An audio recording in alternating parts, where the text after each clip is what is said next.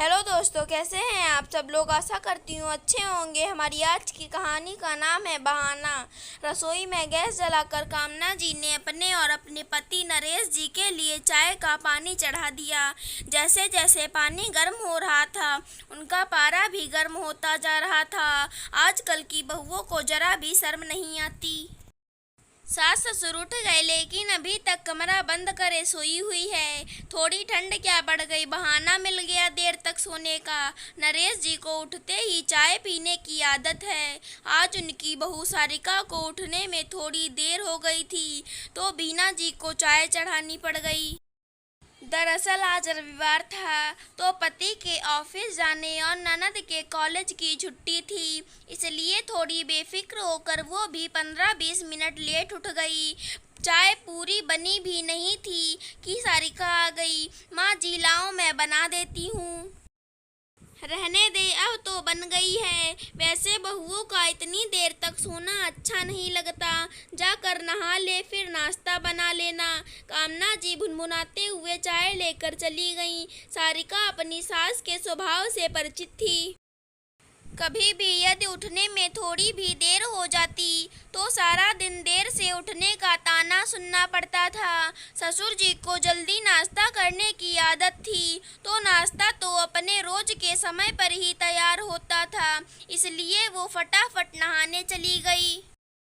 रोज जब वो चाय बनाती थी, तो खुद भी एक कप पी लेती थी, लेकिन जिस दिन उठने में देर हो जाती, उस दिन तो चाय भी नहीं पी पाती थी। सारिका जल्दी ही तैयार होकर रसोई का मोर्चा संभाल चुकी थी। कामना जी ने आवाज लगाते हुए कहा, बहू आज हलवा बना ले। रविवार को ही सब फुर्सत से कुछ खा पाते हैं। सारिका का पति रोहित उठकर टीवी देखने लगा और ननद नव्या अभी तक सो रही थी। 2 महीने बाद नव्या की शादी थी, तो अभी वो माता पिता के घर का भरपूर आनंद उठा रही थी। कामना जी नव्या को प्यार से उठाते हुए बोली, बेटा उठ जा, कुछ खा ले अब। आज तो सोने दिया करो, बहुत ठंड लग रही है। नव्या कुनमुनाते हुए बोली। सब नाश्ता करने के लिए बैठ गए और सारिका रसोई में पराठे बना रही थी। नव्या अभी तक नहीं आई थी, तो कामना जी फिर आवाज लगाते हुए बोली, बेटा आजा, हलवा ठंडा हो जाएगा। नरेश जी बोले, अरे बाबा आ जाएगी, तुम सब तो खा लो। अजी आप नहीं समझेंगे, जब तक बच्चे कुछ ना खा ले, माँ के हलक से निवाला नीचे नहीं उतरता। इतनी देर में नव्या भी आकर नाश्ते की टेबल पर बैठ गई। सारिका एक एक करके गर्मा गर्म पराठे सेक कर ला रही थी।